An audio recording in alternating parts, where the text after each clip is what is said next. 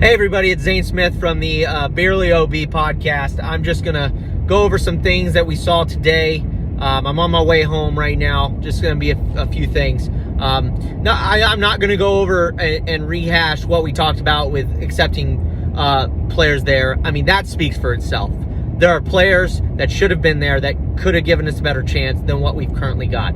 I don't give a crap about what we hear about team doctors in the room. They look healthy enough.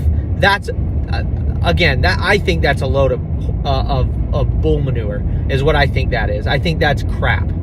I think to suggest that illness is plaguing the team whenever they look freaking fine, they're laughing, they're whatever. I think that's crap. I think that is running cover for your bad decisions. And again, I used to like Zach Johnson, but he's certainly seeming like a slimy individual. First off, the picks that he made, right, making those nepotistic picks, then going on to seemingly choose JT and Jordan, even though they're not playing well together, just choosing them to go play together rather than switching them up, which again, credit to Luke Donald, switching so many times between his team, keeping the ones that work, switching them up when they seemingly don't. Like, that's fantastic. And that is what a captain should do. You know, it's seemingly Zach Johnson just doesn't have a pair. And again, this will always stay in my mind when it comes to the Ryder Cup and Zach Johnson's tenure there. Whenever JT hit it left of the green, into the rough, they had to win the hole, right? They had to win the hole on 16. They were 3 down with 3 to play. And he had to have told Jordan something that made Jordan pick out the 3-wood. It didn't make any sense. Wind's in his face. They had to win the hole. What I think he said is people have been going left of that green all day and they've been struggling to make par. So I think he was trying to get Jordan to lay up. Maybe have a chance to hole it out from the fairway, which is just stupid. Like, I guess he thought that birdie was going to win it. Again, you can't be thinking like that. You're a captain. And the 3-wood brought the water into play, which is, of course, what happened, the push. If he hits the same shot with a driver, and I was talking about this in the pro shop with some other of my colleagues, if he hits driver there, it's in play. It's in play. He's fine. He might be in a bunker, but that's about as bad as it could be. Right? And then he hits up, and that's a fine place to hit a bunker shot from. So I think that Zach Johnson may go down in history as the worst Ryder Cup captain ever. And again, even if we come back tomorrow, I think he should still take that title. Why? Because it's single match play tomorrow. Like, it's a coin toss of what it's not a coin toss. It's way harder than a coin toss. But, you know, it's up to the players tomorrow whether they play well or not against their paired partners.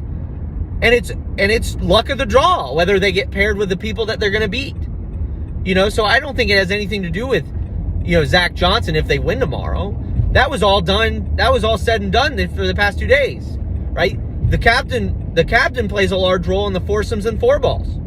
So I just think it's one of those things where we saw the absolute worst in PGA Tour history, in Ryder Cup history as far as captains go. I think he should never be invited to be captain again. I think that's obvious. If he is, I just want to. Oh man, I want to not be PGA anymore. That's how bad it is. That's how bad it is. So we got Zach Johnson being a crazy man. Luke Donald's seemingly doing everything right, pairing the right pairings together. Again, he's made some questionable picks, but all in all, he made switches when he needed to, when he thought it would work, when he thought it wouldn't, and it seemingly worked out for the team. It's 10.5 to 5.5. They are set to win the Ryder Cup. You can't make another argument other than that. So again, I think it's a bevy of things, right? I don't think the illness has any role to play. That is baloney. Don't believe it.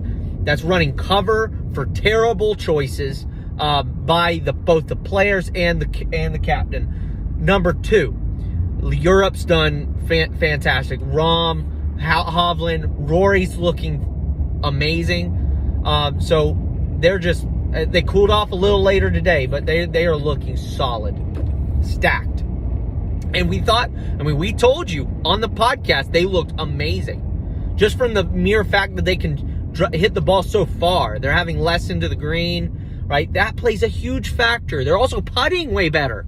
They're making putts when they need to. JT, again, hasn't played as bad as we thought he would. He's actually saved us in matches, but he's 23rd out of 24 in strokes gained this week. So, and Jordan Spieth is 24th. So why we're playing them together doesn't make a lick of sense. I get match plays different. Doesn't make a lick of sense to pair them together.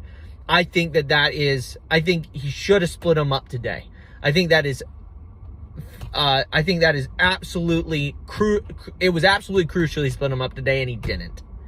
So I think it's going to be a hard ride in. I hope they play well tomorrow. I'm obviously rooting for Team USA. The only reason I'm so critical of them is because I love my country and I want them to win. I think Zach feels the same way. I'm sure Zach either told you or will tell you exactly the same. And so, yeah. So just, if they play, we need a miracle here. We need the best comeback in Ryder Cup history. Will they do it? I don't think so. Can they do it? Of course they can. So I'm rooting for the can, not the probable. And, it's happened. Crazier things have happened before, and I hope they do it. So anyway, I'll see you guys later. See you guys on the next podcast. Hopefully Team USA pulls out the W. Let's go, boys!